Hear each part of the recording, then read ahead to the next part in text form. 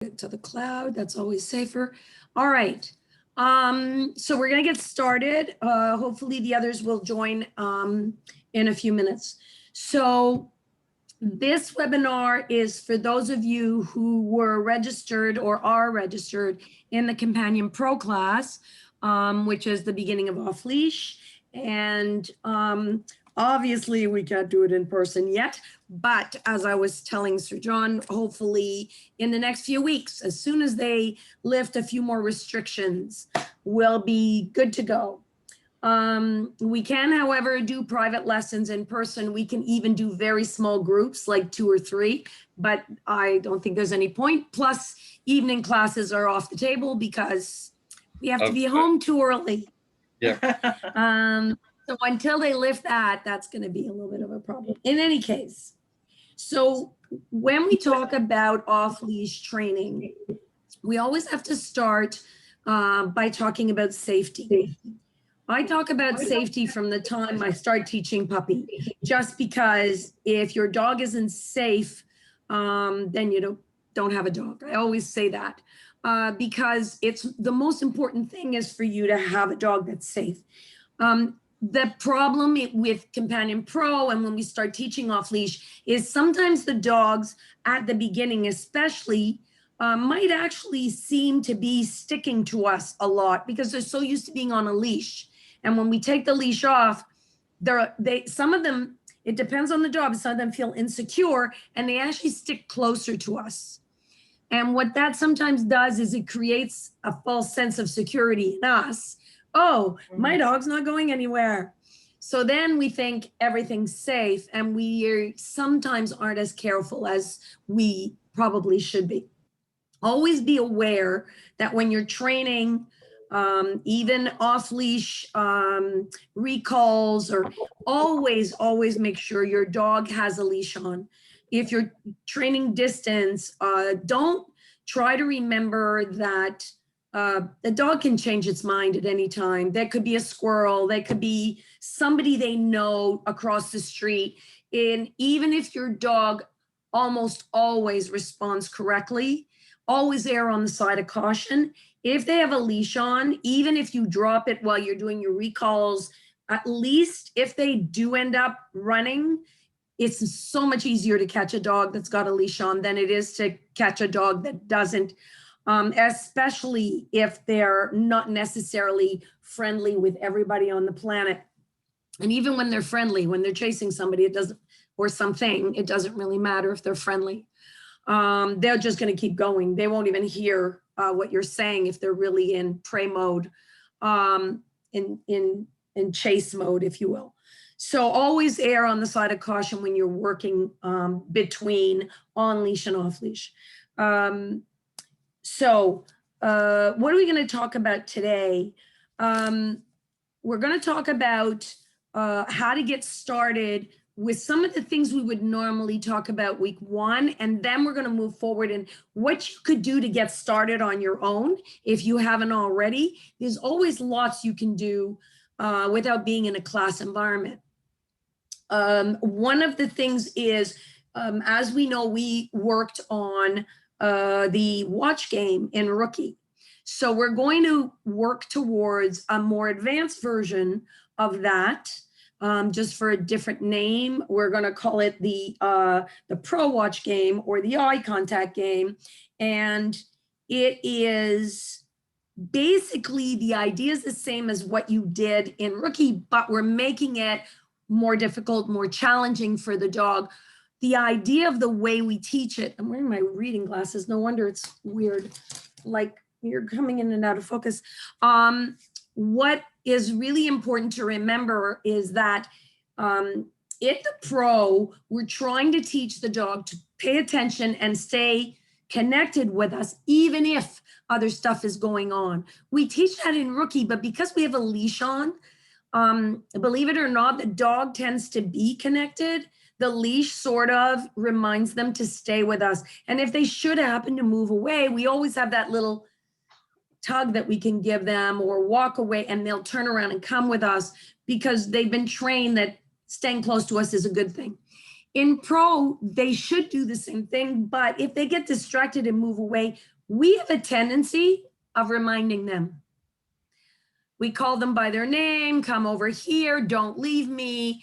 And what that does, it's not horrible if you're outside, you don't want them leaving you. But what it does is it makes it your responsibility to make sure they stay close. What we want to do is make it their responsibility to keep their eye on you.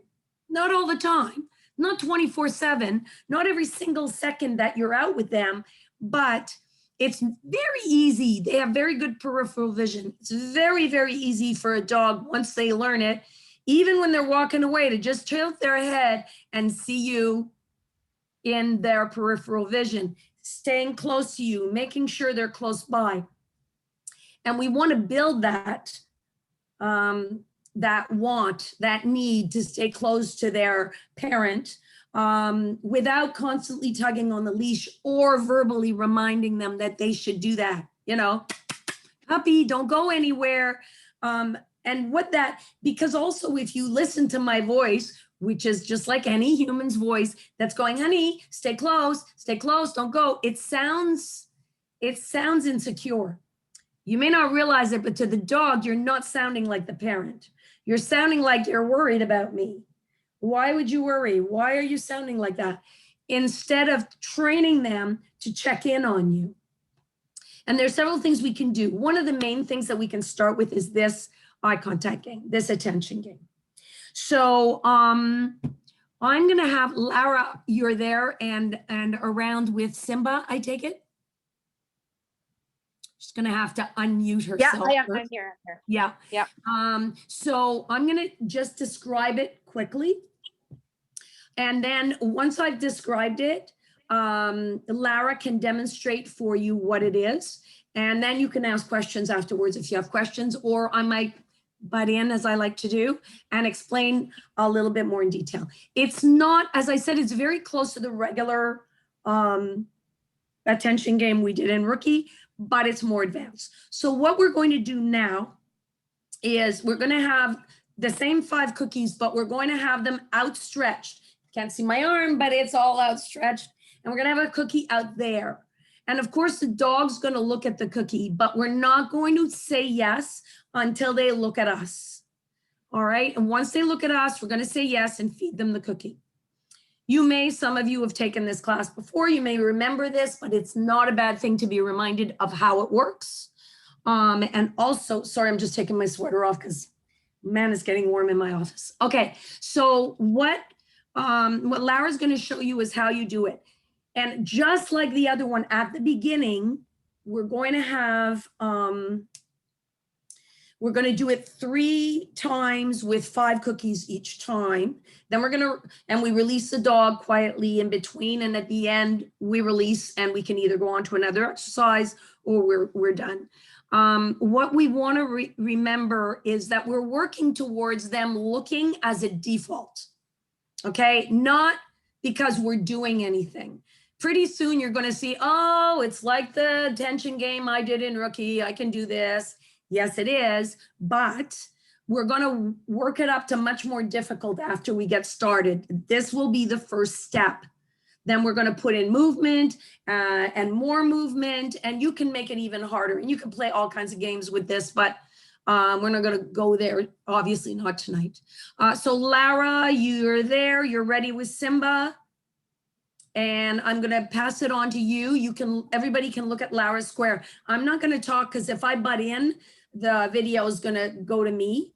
So I want you to focus on Lara. So I'm going to do my best to shut up, which is something I have a very hard time doing. So just ignore me if I say anything. Can you see me? Sure. Yeah. Okay. Simba. Yes. Yes. Yes. Yes. Yes. Okay, good girl. Should I do the second set right away? Yes, you can, and then you can lengthen it, but just do 2.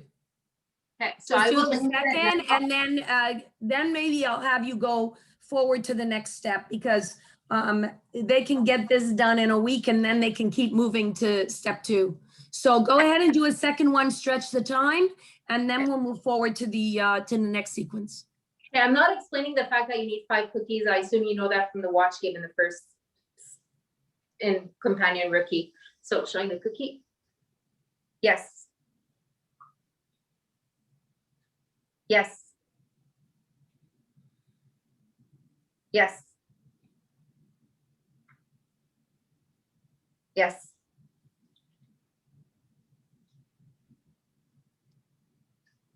Yes. Okay. Good So as you girl. can see at the end there, she almost did a full 5 seconds before she said yes.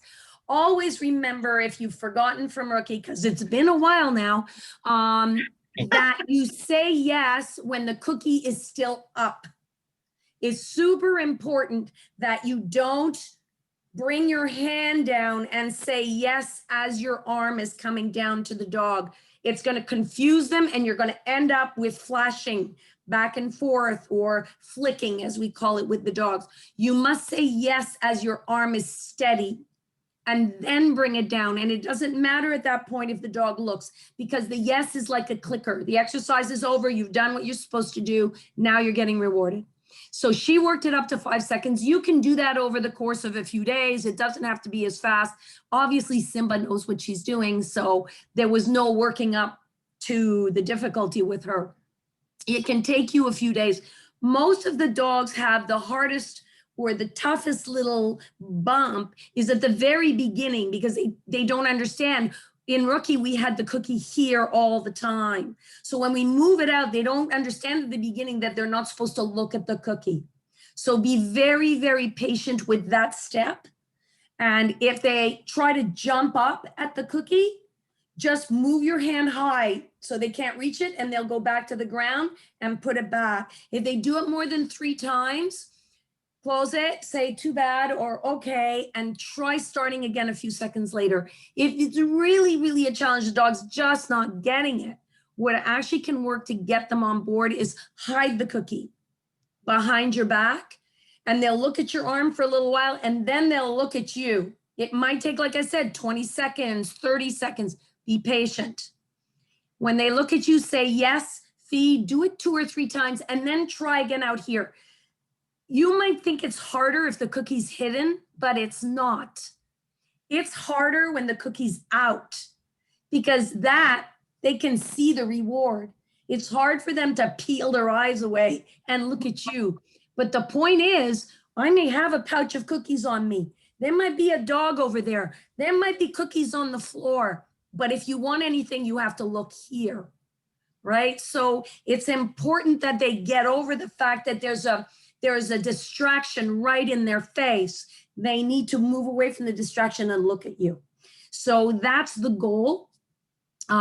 Step 2 will be movement. I'll have Laura now show a little bit of movement. You don't have to go all the way around, Laura. You can just do like a semicircle or just anything that shows movement. Or if you like, you can use the arm movement one. You can show both. You can do a few with the arm and then transfer and do a few with you moving, okay? Okay, thank you. I'll start with 5 cookies again. I'm gonna start with arm movement, okay? So. She said arm movement, by the way. Yes. Now she's moving really fast. Oh yeah, you're right. Yes. Because Simba's so good. Yeah. She's done this a few times. You're in, you're going into Yes. competition level now. Yeah, sorry. That's all right. Yes. Okay, let me do one with movement. I didn't have a fixed cookie.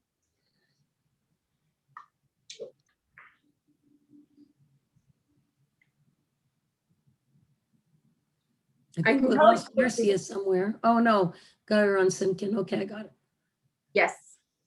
Okay. Okay, so as you can see, and this is really hard. So when I'm going to send you the handout for the watch game, for the pro watch game, so you'll have the sequences written out on what to do.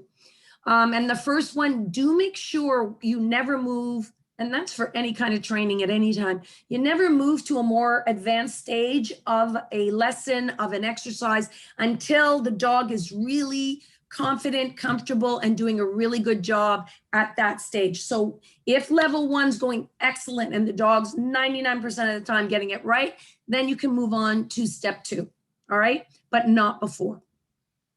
And again, I can't stress this enough. All the things we teach are not about each individual thing we teach. They're teaching a lot more broad spectrum, if you will, thinking on the dog's part. It's just like when you're in puppy or in your rookie class and you're teaching the very basic stuff. Of course, we want the dog to learn to stay still. It's a safety issue. We want the dog to learn to come. But the more important thing is we want the dog to learn that we are the parent. If they make a mistake, we're not going to hit you. We're not going to scream at you. We're going to help you. We're going to fix you. And then we'll reward you when you do it right.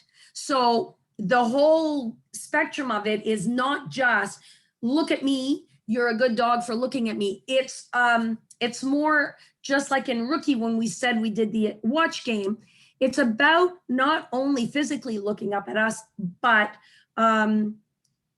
looking up to us as the parent, right? So we're working on a different sort of plane, not just do this and now you're a good dog and they're excellent because they can do this exercise. It's more about what they're learning as they're doing this. And in the off-leash class in pro, they're learning to trust us, even though they're far away, that they should come back if there's any problem. Super important. They should come back or stay close if they're super excited, if they're worried, if they're nervous, if they're scared, if they feel out of sorts, if there's loud noises. They shouldn't want to run away. They should want to come closer. It's one of the main concepts of off-leash training that most people don't get. It's not just about having a good dog that's not going to leave you. Of course, that's the main issue because you don't want to lose your dog. But the idea is when everything's fine, of course, the idea, if he's trained, he's going to stay close to you. But if he's scared, if, a car backfires, if God forbid you take him out to watch fireworks, please don't do that. Please, that was a very bad example. But don't do that. And they get frightened. We don't want them leaving you. We want their instinct to turn around and stay close. Part of off-leash training is that, okay? All right, that's the exercise. You're gonna get the handout. You're gonna be able to go through it. I'm not worried about that. So what we want to talk about is also more control. If at this point in their training, you still have issues, and I'm not trying to say you shouldn't, because dogs learn at the rate they learn and at the rate we have time to train them. So don't worry about that.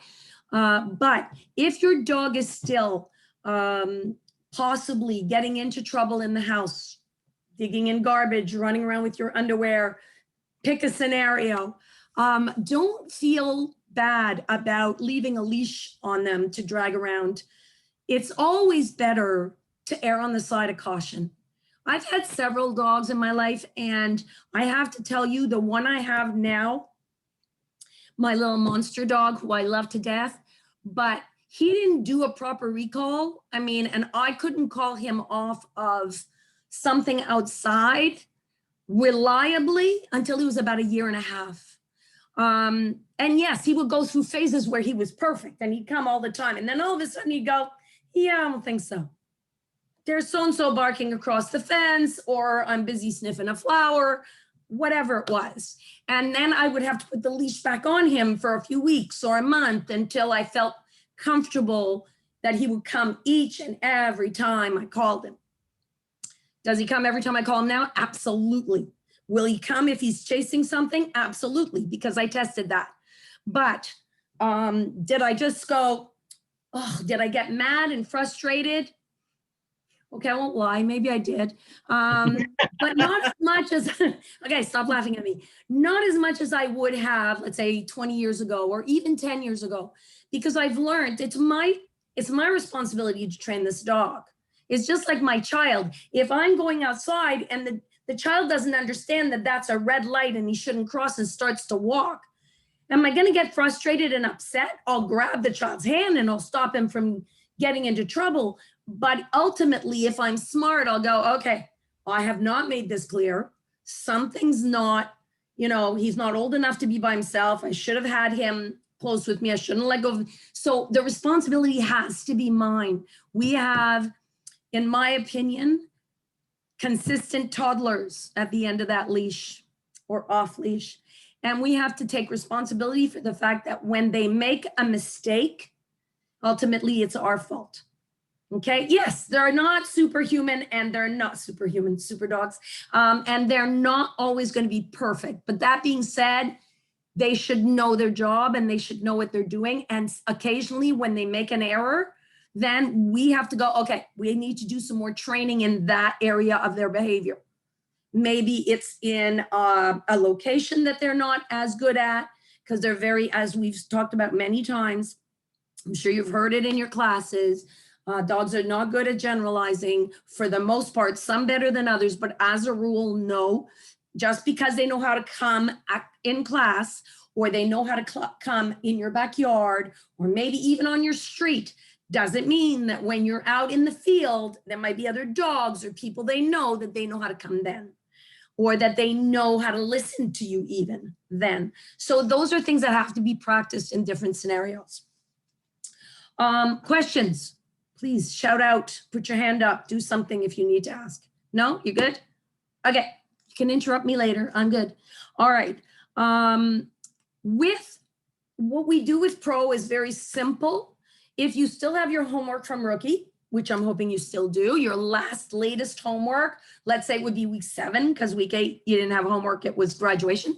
But go week 6 and 7, go look at it and review it.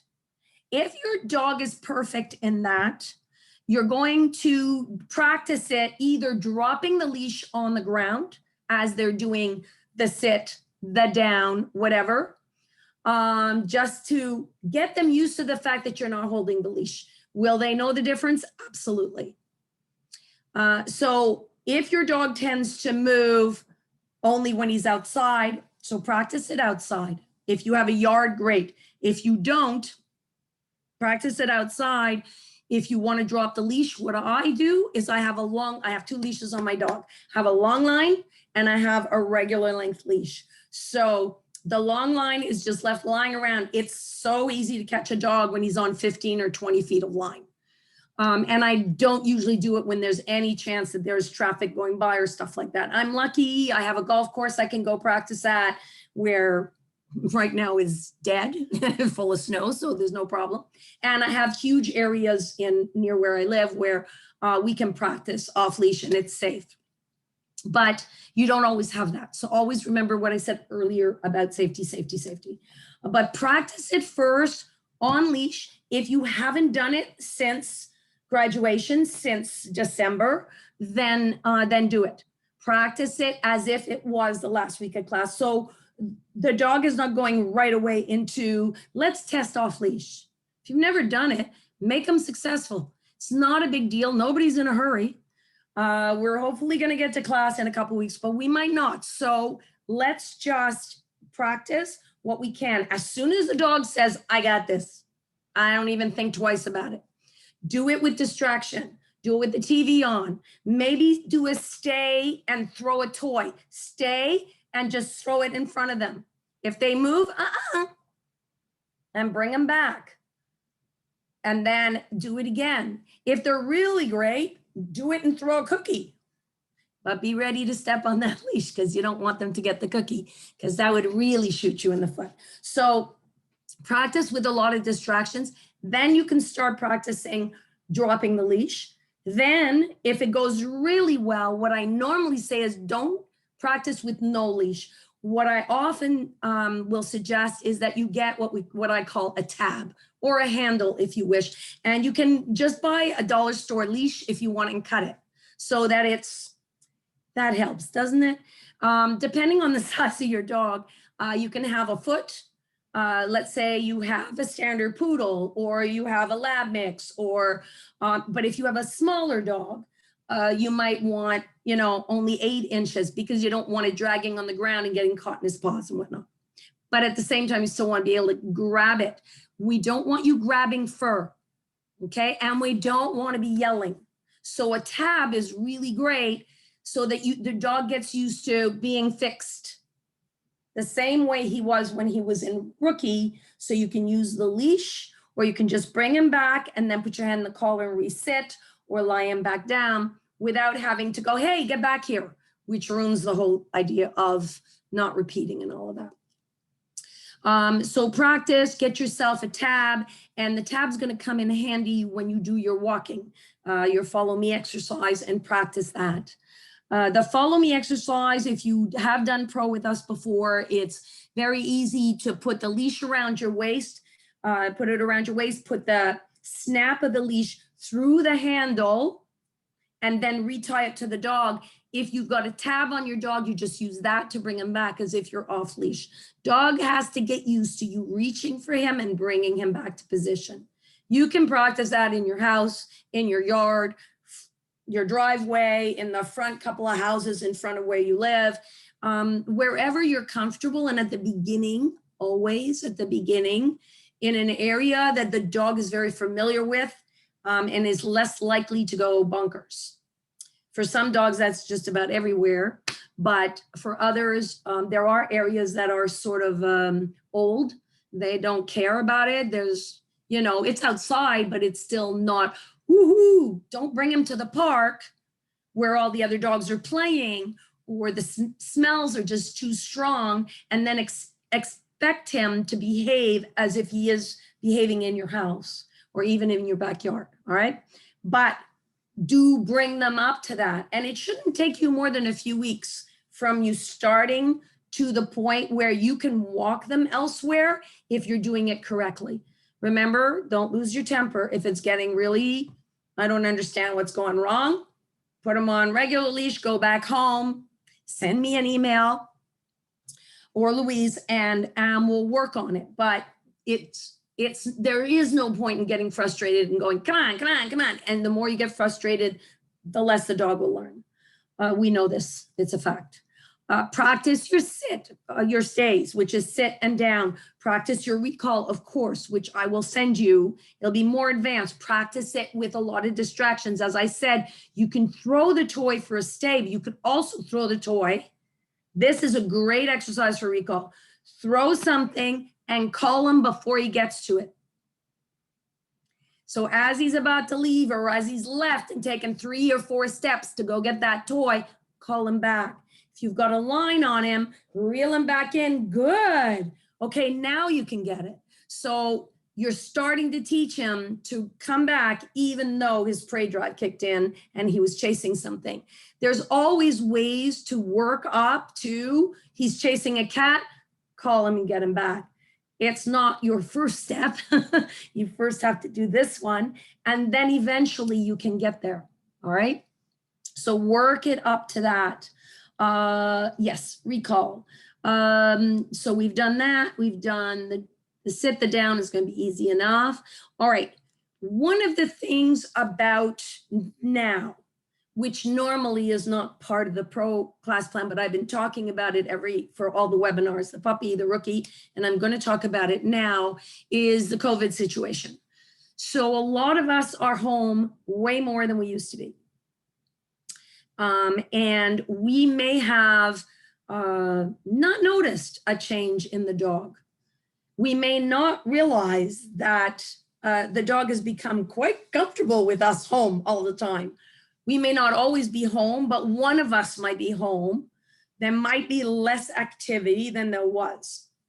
When that happens, dogs are very good at getting comfortable in the new situation, especially if that new situation is, in their opinion, better than the old. So having their pack around is always better, right? In their minds. Yay, my whole pack is here. The problem happens after, when life goes back to normal, whenever that will be and whatever that looks like. It doesn't really matter. You always want to prepare your dog for circumstances that are more than likely going to come up. Just like when you got a new puppy and we suggested go visit the vet. If he's going to get groomed, go visit the groomer. If you're going to do it, start doing it now. If you're not sure what to do, if you've got a breeder, call and ask them, what do I do to get my dog used to this, that, or the other?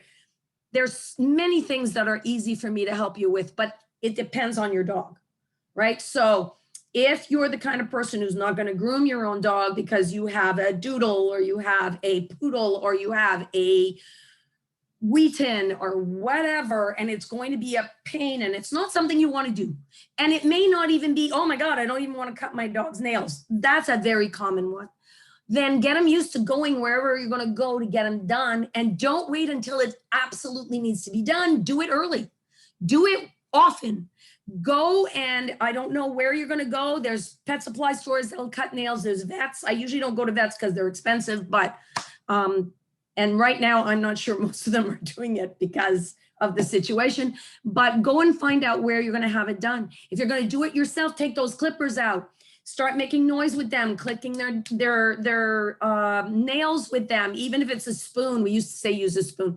Take a pile of cookies and touch their paws and give them a cookie for every time you squeeze a nail. It's not so much the effect of doing it as it is the feeling they get when you do it. Some of them think they're losing their toes. And some dogs are more dramatic than others. And you might think, oh my God, I'm killing him. It's more drama than anything because we're not killing them. So as long as you stay calm and do it in slow spurts, don't try and do all the paws or give him a bath right day one or inspect his whole body from nose to tail. Start with, oh, let me do his head. Let me go in there with a face cloth and a little baking soda and go in there and rub the teeth. Let him get used to it. Even if you don't want to do that, you can even put a little chicken broth on it. So he'll probably chew the face cloth, but at least he'll let you go in there with something. Check his ears, check his eyes, look for little whatever bugs in him. No, there aren't going to be any, but pretend. Just so he gets used to you inspecting him. The next time you might do his rear and his paws, you might do under his belly. When he rolls over and lets you rub his belly, check all those the pink areas of his body is often where they get problems, especially in the summer if they're going to have allergic problems, or usually at their extremities or in their soft areas, neck and belly area. So check there, especially if it's environmental allergies. So get used to inspecting, because if you do it every couple of days or very, very least once a week, chances are you're going to catch anything before it becomes out of control or too much or very serious. And the other thing that's going to happen is your dog's going to get used to your hands all over them. And yes, we talked about this in puppy, and we don't often talk about it in rookie class because there's so much else to tackle. But it's sometimes things that we forget, and the vets are going to have to put their hands all over them. And if your dog's not happy with hands on his rear, and many puppies are not, older puppies are not, do it. You do it. They'll let you do it for the most part. And if they don't, let me know. I'll show you what to do. It's not hard to get them used to it. It just takes some really yummy treats and a gentle hand so that they don't feel like, and never do that, let me do it. It's, especially if they're upset. Some groomers will do that, and some of them are just really solid, and the dogs will let them do just about anything because they're confident. You're not going to know what to do. It's better to go gently, not insecurely, not, oh, is it okay, puppy? It's just gently, but firmly. There's a way to do it. And if you're having a problem, let me know. It's not complicated. It just takes, sometimes it takes a little finesse, but for the most part, it's not that hard. I've had people come in and go, I can't put my dog in a harness. He just won't let me. He'll literally want to bite me. And then they come to me and I use our, of course, doggy crack. And also they don't know me. So they're a little less secure with me and they'll let me do way more than they'll let mom or dad do. So just ask if you have a problem. You want to get used to everything. Questions? No? All good? Well, Lise, Yes? in our case, we've had her 4 months now. Okay. So she's never been alone yet. Oh, 'Cause geez. we both work from home. Okay. And so we don't even, we're concerned as to even how she'll react, being Well, you better arrested find and out. everything. Yeah, exactly. I would say now's the time to do a little test or Right. two. So what you want to do is take a little walk around the block. You may not even need to do that much to find out at the beginning. Okay. But is she crated when you're No, or she's her? No, she's not. But Has she ever been crated? Well, She was on the street, so I don't know. No, we don't know Oh, how. no. So the answer is no. I'm asking We have about no what she was with backstory, you. No. I don't care what happened No, before that's- unless you have a No. solid history. But in the 4 months she's been here, she has caused no damage. No. She doesn't Okay. play with So the anything. beginning will be you testing by going out for 5 minutes and then coming back in. All Okay. right. And what I would do, well, normally I would imagine that one of you goes out occasionally and the other one stays home. You got to run errands, right? Yeah. Not Right, everything exactly. gets delivered to the door. Okay. So, and what happens when that happens? Does she look at all insecure? Does she look? No. Okay. So now what you have to do is go out both together. Okay. Do it as nonchalantly is the best word I can come up with as possible. Just go, hey, buddy, we're leaving for a few minutes. Here's a bone. Bye. Not bye. No big kerfuffle.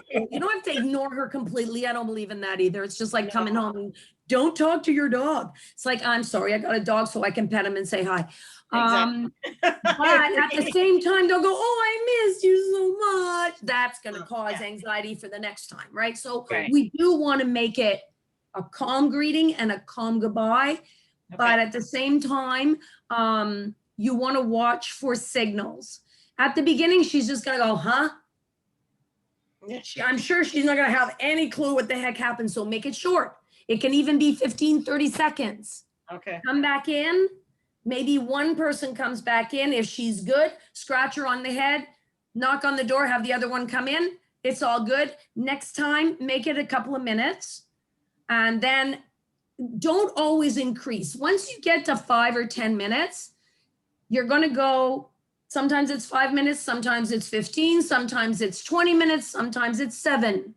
Okay, because you don't want her going, oh, it's longer. Each time they go out, it's Okay. longer, it's more stressful. You want her not to know. Okay. And never give her a reward when you return. Okay. And that doesn't mean you can't say hi. That's not the reward I mean. I mean, don't go, oh, good girl, let me go get you a cookie. Okay. Again, that's not what you want. You want the good part to be when you leave. So you can give her a reward before you leave, Oh, okay. but not when you come back. Okay. The reward when you come back, especially if it's been a while, is we're going to go outside and pee. Yeah. And Okay. nice to see you, honey. But but we are not going to give her anything for coming back because again, we don't want to raise expectations so that, oh, I hear them, and then Right. and that's when the dogs start going, I know the car, I know the sound, and now I can hear them coming around the corner 5 houses down, and now the anxiety starts way before, right? Okay. So we don't want any anxiety, so don't do that. You We're the can. ones with the anxiety right now. Yeah. Oh, okay. Yes, the anxiety often starts with the humans first. Okay. Yeah, let's forget about that. Let's not think about anxiety and don't worry about it. Just go, she'll be fine. Okay. Okay. And if she barks or does anything, just open the door and go, hey, good girl. Close the Okay. door and walk out. But make it 10 to 15 seconds. Okay. And if she's quiet, go back in. Okay. All right. If she's just lying there when you get back, you're probably good to go for a little longer. But don't push your luck. And you can always think about, oh, we could give her something to chew on. We could give her a Kong with a little something healthy in it, something that she might like. Okay. so that when you're not there. Most dogs that are used to their humans being away lie there and just wait. They Okay. don't, I mean, puppies like to do stuff, but once they're older, they just wait for their pack to come home. Okay. That's a normal balanced dog. They're not sitting there going, woohoo, what can I play with? Right. Because they really don't, they're social animals. They rather be with you. Okay. So she'll say, well, I might as well sleep while I'm waiting for them to get back. That's the best scenario, Yes, okay. right?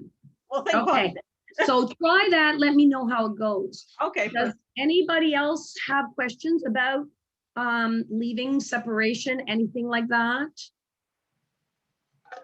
Okay. One of the other things about the COVID issue is that certain people, I mean, obviously, Stephen, you guys won't necessarily you haven't had her that long, but, and you got her during COVID, so it's not the same. Like I even saw major differences in my dog, and he was 5 when we started last year, and now he's 6. But even Ross and I would look at each other and go, he's behaving weird. He would be more demanding, you know, almost insecure weird. And at first it was like, this is really weird. Mom and dad are always home. It was really weird for us too. Yeah. And they're taking me for walks together for like 2.5 hours a day. What the heck? So, and I realized at the beginning, we're just having fun with it. And I went, there's something up with our dog. I mean, he would be like following us around. It was almost like, how come you're not leaving? I don't get it. And so I did get concerned a little bit, and he did start, I'm going to say probably a couple months in, it might've been less than that, start whining when Ross would leave the house just to go shovel or go do something or go for an errand. And then I'd be like, where's daddy? And I go, oh, knock it off. I'm not enough for you. I was like, Ross would come home and go, I am not a happy camper right now. But he got over it and he's fine. But I could see there was, and I mean, a 5-year-old dog, you wouldn't expect, right? So when people would call or email me and go, my dog has become destructive. My dog has lost his housebreaking at 4 years old. And at the beginning, it was a lot to do with the stress, because we as humans were very stressed about the unknown and the situation. And I think for some dogs, not all, it translates really, really strongly. So think about when your dog is doing stuff that's really out of character. It can just be stress related. We've known that for a long time. I mean, people are sometimes not aware. I will do a little bit of investigating and find out that this dog, you know, started doing weird stuff when the older son went off to college, but mom never realized that was the trigger. But oftentimes, if we just ask the question, a lot of dogs are very sensitive. So we take out, well, God knows when we'll do that again, but we take out our suitcases to go on vacation. And the dogs, some of them start spinning in circles and can't stand still, and they're pacing, or they're not eating anymore. There are certain things, and you're going, what's the matter with the dog? If you're me, you know right away. I can tell you right away what's the matter with the dog. He knows you're going away. He knows something's up, and he knows either he's included or he's not included, depending on what you usually do about that scenario. And it can be quite traumatic is a big word, but for some dogs, it can be anywhere from a little annoying to very traumatic. So it just depends on the personality, how they handle it, and how you've handled it in the past. So keep that in mind. All right. What else can I tell you? Do you have any questions about behavior or issues before I keep going? Anybody? Nope. Look at you. You're all so wonderful. Okay. So this is what I'm going to suggest. Keep your dogs mentally stimulated. All right. And a lot of people don't. A lot of you, because you've been with Blue Ribbon for a while, you know we're big proponents of mental stimulation. I always feel that dogs are underappreciated for what's between their 2 ears. But even by me. They always surprise me. So for people who aren't used to it and just love to have a dog around, oh, I'm going to run him, I'm going to walk him, and he'll be happy. It's not that he'll be desperately unhappy, but I just feel just like us, there is a full potential out there for everybody and every pet, and especially dogs, because we breed them to be our companions and to work with us. I think it behooves us to give them a job.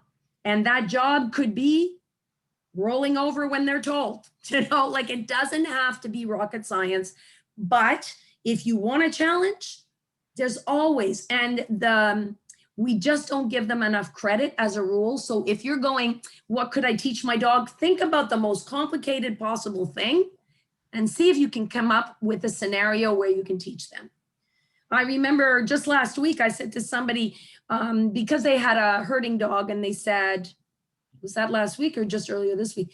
They had a herding dog, an Aussie, and they said, how do I get her to stop hurting us? And it really hurt my heart. I went, you do know you have an Australian Shepherd. That's what her brain was bred for. Yeah, but it's a little annoying. I felt like saying, well, then you shouldn't have gotten a Shepherd. But what I said was, before I tell you what to do when she's doing it and you want her to stop, I'm going to suggest that you set her up to play games that use her herding instincts so she can get that out. It's like, I have a husky, but I won't let him pull. I understand that. You could make it so that he could pull certain things, but when you change the leash and collar to this, he's no longer allowed to pull. I had a guy who had a Malamute. Actually, he didn't have a husky, he had a Malamute, and he would go on, was it a skateboard or rollerblades, and the Malamute would pull him up the hill. He's a big guy, not fat, just tall, and he loved that. But he said, can I teach him not to pull? I said, absolutely. And within 2 weeks, that dog was not pulling. They're very intelligent. It's just a question of, I think it will work even better if you teach them something or give them something to do with their natural drive. And then you can stop them whenever you want. I can teach a lab to go swimming in the lake and come back. That's not hard. Labs, for the most part, love water. But what do I do when we're near water and I don't want them to go there, right? So we have to teach them both, also because of safety. So think about what your dog was bred for or what he naturally tends to do, even if you have to mix and you don't know what he's bred for, or it's just what I call a all Canadian, because there's every breed in there, or you're not sure, then just watch. Do they like to stay close to you? Are they more Velcro dogs? Are they more independent? Do they like to sleep somewhere else?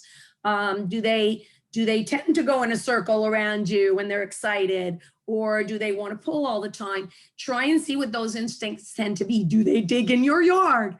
There's all kinds of stuff. And even if they're not, terriers or natural diggers, let's say, they may want to dig. They may like doing that. It just doesn't always have to be that's what the breed is. My dog is a boxer, this one. And surprisingly enough, when he was in the pack, when I went to pick him, he's the one who went and got his toy and brought it back to me. And I went, oh my good God, a boxer that retrieves. I want that. He was the toughest one in the group. And the poor breeder looked at me and said, please don't take him. Please don't take him. He's awful. He's a bad dog. And I went, that's the one I want. I could never go back and say anything after that. I picked him. He was a tough nut to crack, but I love the heck out of that dog. Such a tough but confident dog. I could take him anywhere and he felt, really good in his environment. And that's the most you can ask for with a dog. If you have challenges in trying to figure out what to get your dog to do, ask me. There's tons of stuff. In the case of this Aussie that she didn't know what to do with him, I said, you could just get him to pick up his toys and put him in his box. He's gonna herd. Just spread them around if they're not already spread around and start giving his toys their names. so that, and that's the other thing I can tell you. If you haven't already, consider the fact that you want to expand the vocabulary as much as possible, right? Because they are living in a world of aliens, right? I mean, yes, you may have more than one dog and they may have sisters and brothers, whatever, but their main contact, hopefully, and their most important one is with a human and the humans in the house. And you want them to be confident. You want them to be part of that life. Feed them tons and tons of vocabulary. Put names to their toys. Tell them what you're doing when they're around. Mama's going to watch TV. Mama's going to go make some pasta or make dinner, or I'm going to go clean now. Mama's going out for a few minutes. Be a good dog. Like, just talk to them a lot.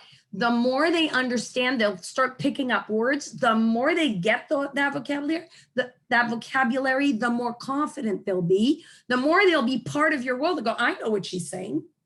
She's going to just about to go outside and start working in the garden because you said that a few times, and they get that because they're smart. My dog, let's go have a manicure. He's up on the couch. Does he love it? No. But he sits there and goes, hurry up, because that's when I get my stick cheese at the end. But I grind the nails, so I have no problem with my boys. But they always know what to expect. It's not a surprise. It's not get up on the couch, surprise, look what I have. I always give him, we're going to go take a bath. Oh God, this particular one doesn't love his bath, but he follows me up. And then he goes into the bathtub and jumps in and goes, hurry up, please. His favorite thing is to play tug with the towel afterwards. That's his reward for taking a bath. So, but he knows what he's getting into. It's not a surprise. So I urge you to do that. And that's another part of the brain that you're expanding. So it's all good. You can teach them that one of the good games for a lot of dogs is try to find the cookie under a box or cups or whatever, bowls, plastic containers, but they have to be opaque, because if they can see it, then they're not going to use their nose. But the other thing, I know somebody who teaches it and the dog actually remembers where it is when she plays the shell game. And the dog figures it out almost all the time. And I think it's hilarious. My dog just knocks them all down. He hasn't got any patience to play that game. I just say, where's the cookie? And he goes, boom, boom, boom, there it is. I'm going, that's not what I wanted, honey, but you got it. He doesn't have that patience, and I don't have a lot of patience, but he will pick up all his toys and put them in his box. So always remember, there is always something you can challenge your dog with, and they live for that. They live to please you, to do stuff for you. And if you can't see the chest getting bigger and prouder when they figure something out, you're not watching carefully enough, because they're very, very smart, and they get and be very proud when they get something right. How are we doing? All right. Did I want to cover?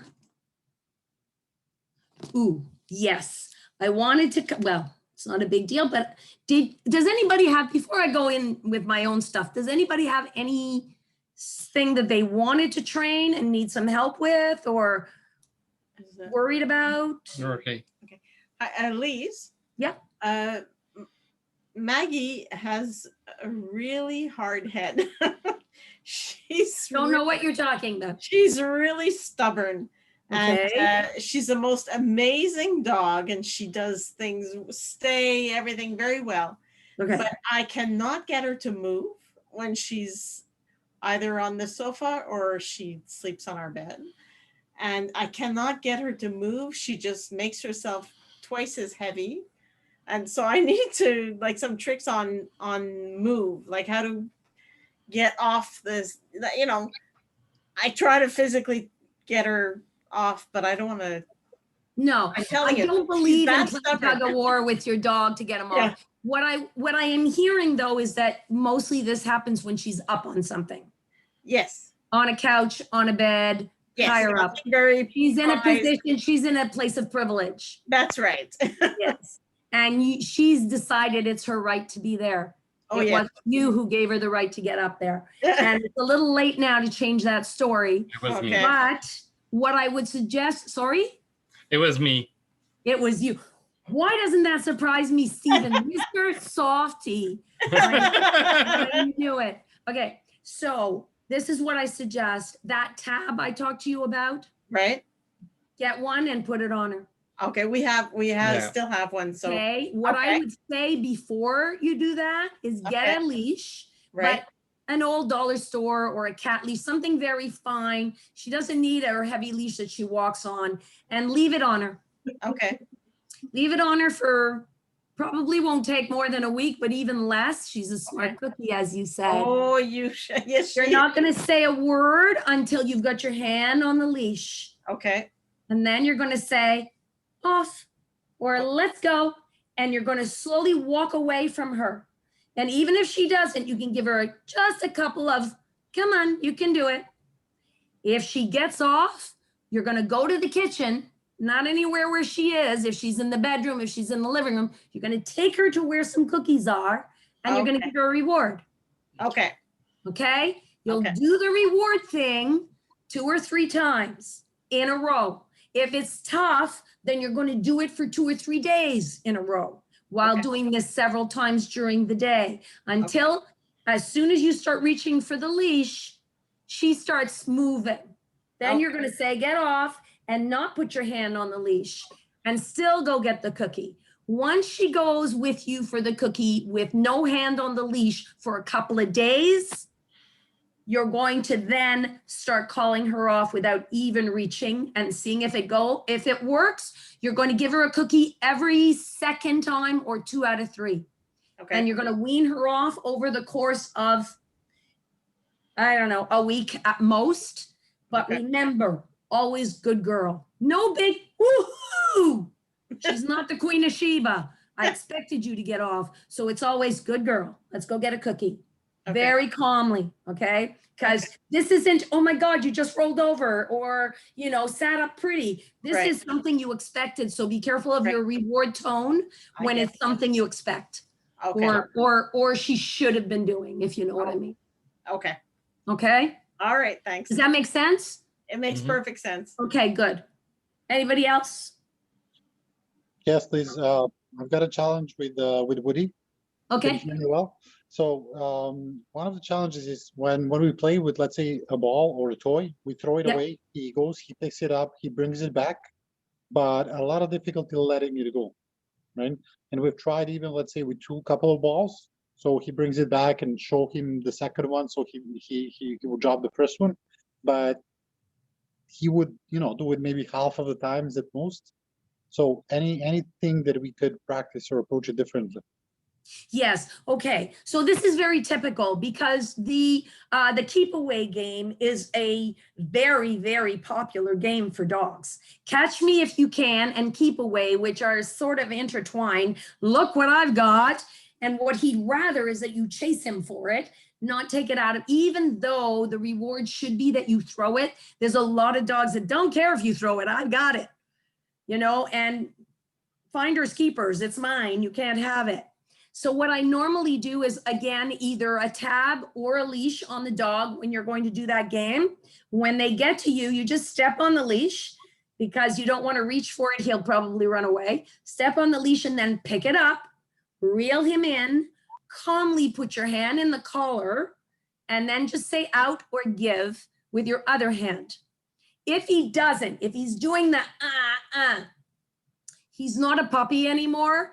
I don't really want you to start with the cookie at the nose and you could for a few days, but honestly, I just take my finger, I put it in the side of their mouth, and I push down on their tongue, just like this. You'll be able to get through the canines. Just get through, push down, it elicits the gag reflex. So he'll go, yeah, you're not hurting. He's just gonna go, that doesn't feel good. And he'll drop it or it'll be, released. Take it out quickly, say, good puppy, and then throw it again. Okay, but don't take it away from him. If you've had to do that, do it several times so that he understands it's just something you have to do. And one of the things you can do is ask him to sit first. Okay, it often works best if you've got them in a control position. Yeah, sometimes we just tell him to sit and he drops it automatically, but not all the time. But I will try definitely what you just. Yeah. Put a leash or a tab. I usually use a leash at the beginning because they learn to pull away if it's just a little tab and then you can't reach it. And now they're playing the, keep away game again, even worse than before. All right. Thank you. Great. No problem. The leash really is a great tool when you're having any issues at all. It's just like, I'm not going to sit there and go, come on, give. Oh, come on. It's just annoying. And they learn, oh, you're frustrated. That works for me. Dogs like it when they've got you frustrated. It's like annoying another dog. They like it. Little brats. How are we doing? We good? Anybody else have a question? All right. Well, the last thing I want to talk to you about before I send you off is the go to your place. We normally teach that in pro, and it's a very useful exercise. And I will send you the handout also, but I want you to think about finding a place for your dog that is a good place for them to be. It's not a punishment. It's a place where if the doorbell rings, go to your place. If we have guests and some of them are allergic or they're scared of dogs, go to your place. If you're eating dinner and they tend to hang around somewhere, go to your place. But the idea of go to your place can also be useful if you travel with your dog or you end up going to a friend's house with your dog, which I know we're not doing now, but we always work for where we're going to be. This won't be forever. So what I end up doing is if I bring my dog with me anywhere, whether it's a hotel room or somebody else's house, I bring an old blanket or towel of his and I bring it with me. And that gives him the confidence of knowing he has a spot there.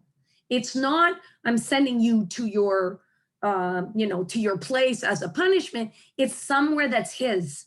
And actually, when you bring it to a hotel room, they go, where do I go? I guess I'll go on the bed because it's the only comfortable spot. But my dogs don't sleep in the bed with me. I can't. I toss and turn, and they're always in the way. Plus, we're not two little people in the household. And our dogs are big, so we need them on the floor. So the beds are on the floor. There's your spot, and they can go there if they want, or when I need them to go there because somebody's just knocked on the door or whatever.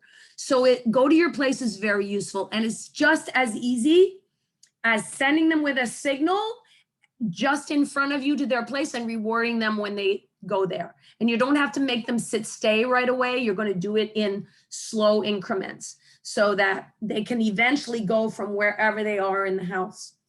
It's not hard. And it's another part of the language that you can teach them.